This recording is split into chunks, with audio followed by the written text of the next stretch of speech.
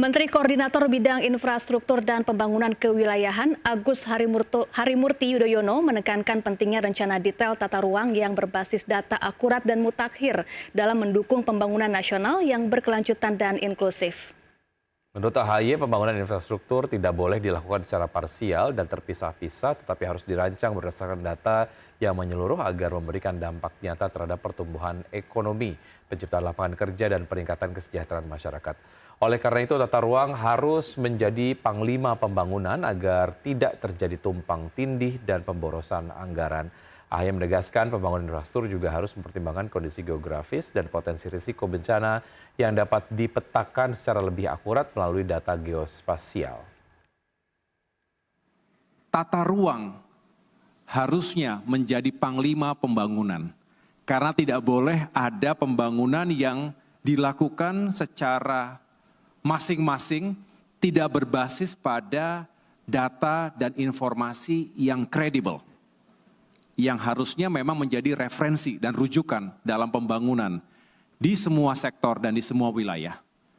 Ini yang sekali lagi menjadi peran utama dari BIG. Tanpa peta skala besar tadi, maka sulit bagi kita semua untuk memiliki tata ruang, terutama dalam memproduksi Rencana Detail Tata Ruang (RDTR). Ya pemirsa, pemerintah berkomitmen merampungkan pembangunan Ibu Kota Nusantara di Kalimantan Timur di tengah usulan moratorium pembangunan IKN. Ya, pemerintah berharap pembangunan IKN akan rampung dalam waktu 3 tahun ke depan.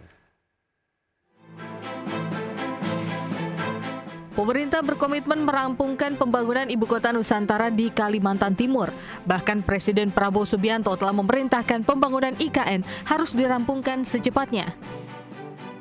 Menteri Sekretaris Negara Prasetyo Hadi menyebut, berdasarkan hitungan dan rencana, pemerintah berharap pembangunan IKN akan rampung dalam waktu 3 tahun ke depan. Selanjutnya kegiatan pemerintahan termasuk legislatif dan yudikatif akan dipusatkan di IKN.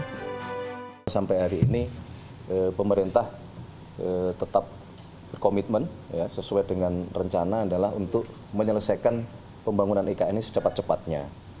Nah, sebagaimana yang saudara-saudara ketahui, sekarang otorita IKN sedang bekerja keras diminta oleh Bapak Presiden untuk sesegera mungkin menyelesaikan.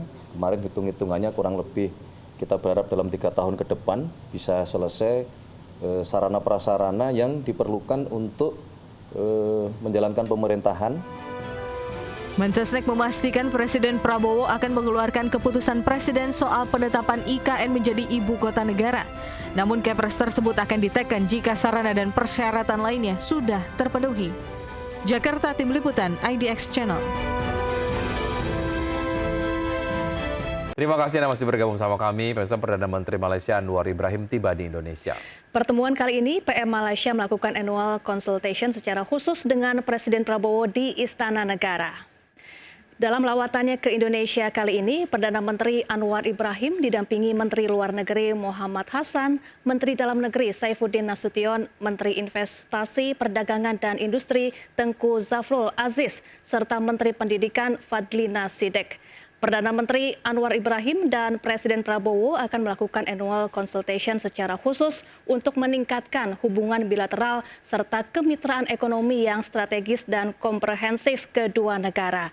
Agenda utamanya mempererat kerjasama di bidang perdagangan dan industri, pertahanan dan keamanan, interkoneksi, keamanan, serta pendidikan. Secara diplomatik, annual consultation tahunan ke-13 Indonesia-Malaysia ini diharapkan dapat memberikan momentum baru bagi peningkatan kerjasama hubungan di antara kedua negara, termasuk komunikasi strategis secara reguler di tingkat tertinggi, baik di kawasan regional maupun di luar kawasan Asia Tenggara.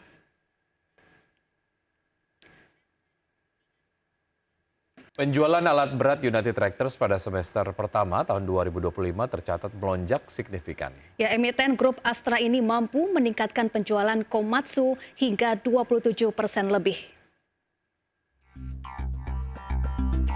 PT United Tractor Tbk atau UNTR melaporkan kinerja penjualan alat berat pada semester pertama 2025 mencapai 2.728 unit.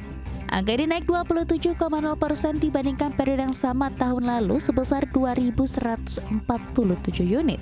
Hingga akhir Juni pangsa pasar Komatsu yang didistribusikan oleh UNTR tercatat 26%. Sebesar 65% penjualan alat berat UNTR berasal dari sektor pertambangan. Sementara itu segmen agro memberi kontribusi 13% dan sektor kehutanan serta konstruksi masing-masing 11%. Khusus bulan Juni 2025 UNTR mencatat penjualan Komatsu sebanyak 379 unit. Angka ini mengalami penurunan sebesar 18,14% dibandingkan penjualan pada bulan Mei yang mencapai 463 unit. Perusahaan sebelumnya menargetkan penjualan sepanjang tahun 2025 mencapai 4.600 unit. Berbagai sumber, IDX Channel.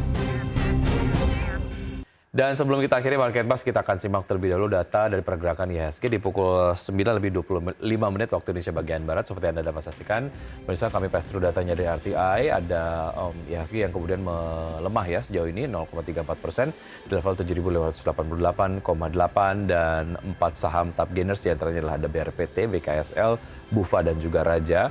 4 top losers ada Dewa, Sola, SMBL dan juga TPIA. Kemudian juga pergerakan sektoral, sektor properti memimpin penguatan dengan penguatan sejauh ini 0,54% dan juga sektor keuangan memimpin pelemahan dengan pelemahan 1,49%, berbalik arah dari pergerakan kemarin yang sektor finance ataupun keuangan memimpin penguatan.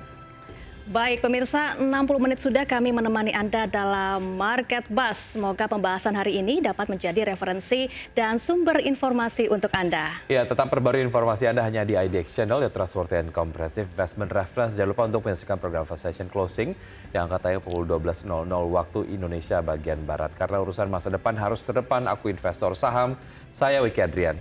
Dan saya Syafaati Suryo. Terima kasih dan Sampai jumpa.